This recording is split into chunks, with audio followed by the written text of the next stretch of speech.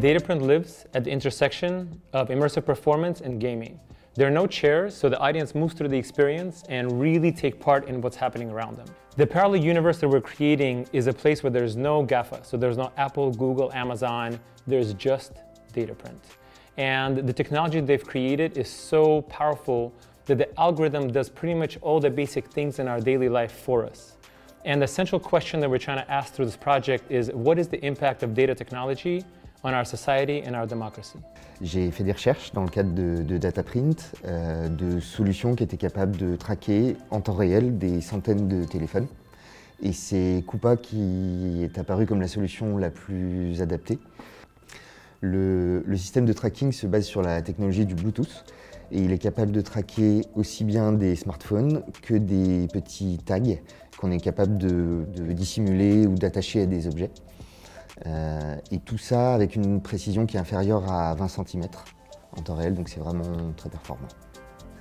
Le système, en plus des positions, est capable de nous donner des informations sur la trajectoire passée des différents objets traqués, leur vitesse de déplacement.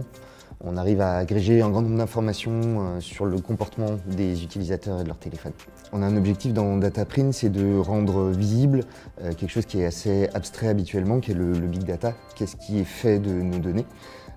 Et pour cela, on va utiliser les données de tracking pour rendre l'environnement interactif.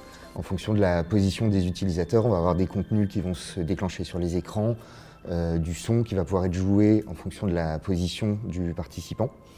On a également des contenus en réalité augmentée qui vont s'afficher sur le téléphone à certains endroits spécifiques de la pièce. Les datas agrégées pendant le spectacle vont nous permettre de créer des tableaux en data visualisation. Les positions vont aussi nous permettre de détecter la proximité d'un participant et d'un acteur et donc de déclencher des phases de jeu à des moments précis. Et enfin, tous les choix qui sont faits par les participants durant toute la durée de la performance viennent influer en direct sur le déroulement et donc la fin du spectacle. The audiences are going to have to accomplish goals, interact with each other, work with actors, create moments with actors.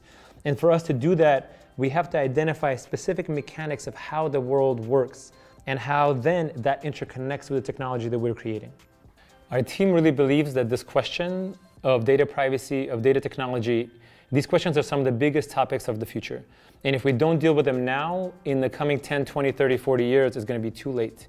Which is why we are really hoping to create an experience where audiences can feel the data impact, can feel the way the data moves through the space and interacts with the space, both in an abstracted theatrical world, but then also reflect on their personal experience, on their daily life. This object that we usually have in our pocket, our phone, is a constant computer that is always connecting us to a much bigger network.